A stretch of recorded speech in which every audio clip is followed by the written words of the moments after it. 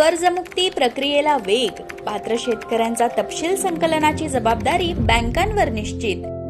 राज्य शासनाने शेतकऱ्यांना दिलासा देण्यासाठी पुण्यश्लोक अहिल्यादेवी होळकर शेतकरी कर्जमुक्ती योजना 2026 जाहीर केली आहे।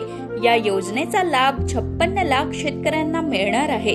योजनेची प्रभावी आणि पारदर्शक अंमलबजावणी आणि वेळेत लाभ देण्यासाठी सर्व व्यापारी बँका व जिल्हा मध्यवर्ती सहकारी बँकांना सहकार विभागाकडून सविस्तर मार्गदर्शक सूचना देण्यात आल्या आहेत। योजनेचा लाभ थेट आणि पारदर्शक पद्धतीने पात्र शेतकऱ्यांपर्यंत पोहोचवण्यासाठी बँकांकडून शेतकऱ्यांचा सविस्तर तपशील मागवण्यात येत आहे। बँकांना युद्ध पातळीवर काम करण्याचे आदेश राज्य शासनाने दिले आहेत।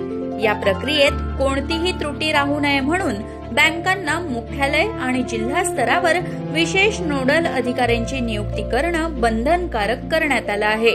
या सूचनांनुसार पात्र शेतकऱ्यांची माहिती अचूक स्वरूपात संकलित करून पोर्टलवर अपलोड करण्यासह प्रत्येक टप्प्यावर समन्वयाची जबाबदारी बँकांवर निश्चित करण्यात आली आहे।